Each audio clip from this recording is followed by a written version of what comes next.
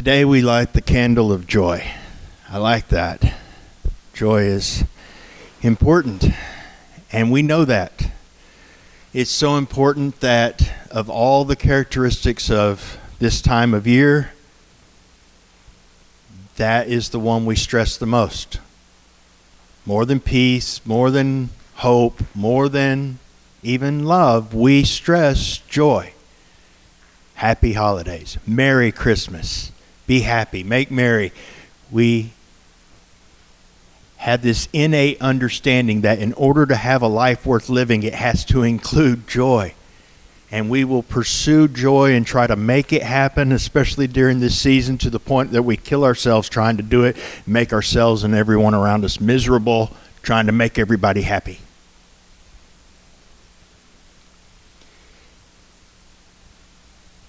Pursuing joy, having joy in our life is essential to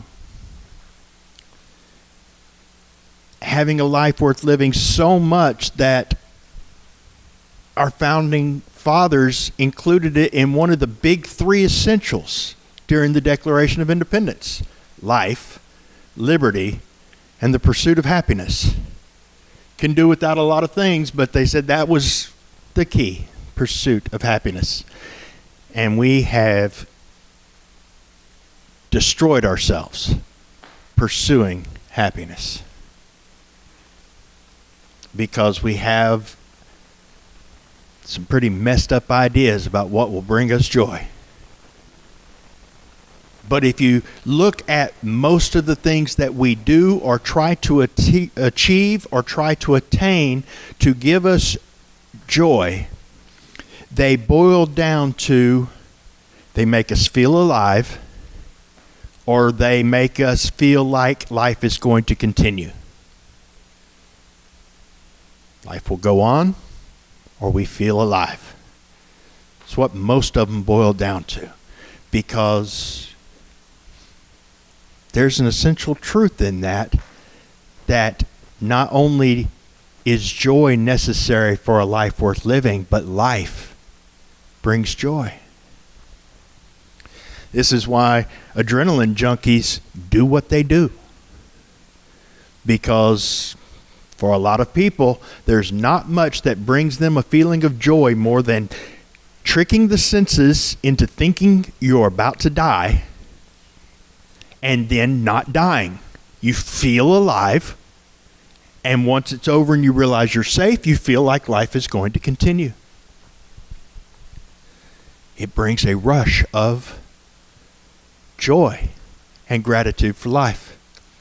If you look at World War II and you read biographies and stories about people that lived through it in Europe, that were in cities that were occupied and under siege, and finally the Allied forces would push through and liberate the city, there are account after account after account of exuberance, rejoicing, great joy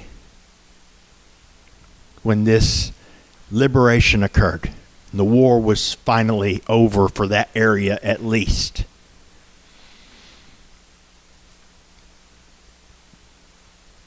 But their homes were still destroyed. The rubble was still all around.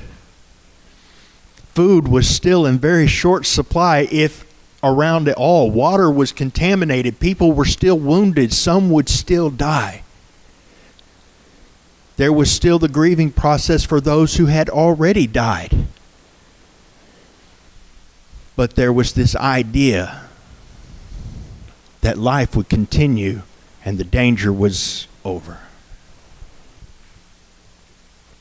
If you have someone who is extremely ill, looks like they're going to die, and a doctor comes in and tells them, hey, you're going to make it. It's not what we thought it was, or we got it beat. This isn't going to kill you. There's rejoicing. Person very well is still just as sick 5 seconds after the doctor said that as they were 5 seconds before. You may still be in the hospital for a while. There may still be a long recovery process. But there's joy because what I thought was going to kill me isn't. Woman, sick, throwing up, miserable. You're pregnant. That misery turns to joy. Still several months of discomfort and you're anticipating what? Life, full of hardships and heartaches and dependence, but there's joy in it.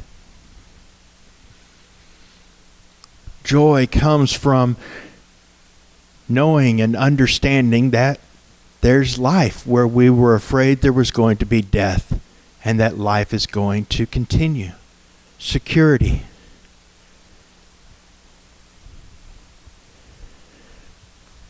We spend a lot of time chasing joy. We try to make situations and relationships perfect so that we'll be happy. So that everybody will be happy. I please this person. I please that person. The food tastes just right. The decorations are perfect. Whatever. And what we do more times than not is wind up making ourselves and others miserable because it just doesn't work. And really, perfection doesn't make people happy. Go into someone's home that's really perfect. Are you happy? No. You're uncomfortable because you can't relax in a museum. You can't be at home when you're afraid of messing something up. And then, of course, you're comparing yourself, and then you don't measure. I'm uncomfortable because this is too good, and I want myself to be this uncomfortable in my own home. Anyway, we have this idea that we make joy by controlling all these situations, by making everything perfect. But that's not it.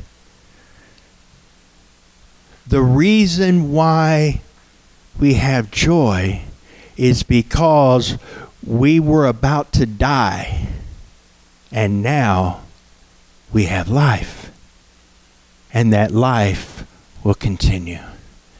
Joy to the world, the Lord has come. Our salvation has arrived. We're the stranded sailor whose enemies took over his ship and put him on an island to slowly die of dehydration, starvation, and abuse by the elements. And a ship appeared on the horizon. Joy. Saved.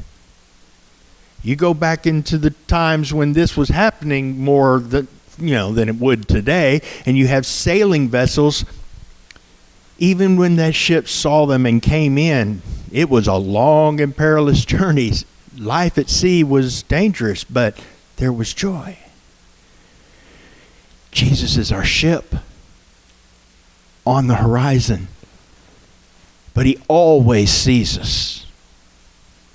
When we try to signal we need help, he is always there and always coming in. And he is the ship that never sinks. He can take us safely into port.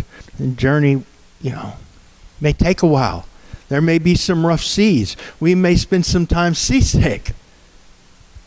We may see some storms that make us think it's over. Because the only way to avoid that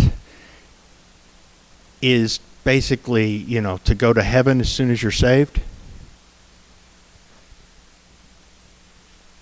And then how would they know?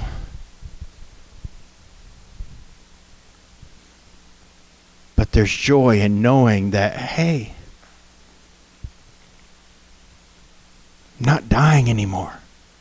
May feel like it but I'm not dying anymore. There's joy in knowing that life will continue.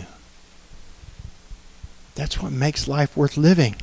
This is not all there is. This is going to come to an end, and life will continue and be better and be perfect.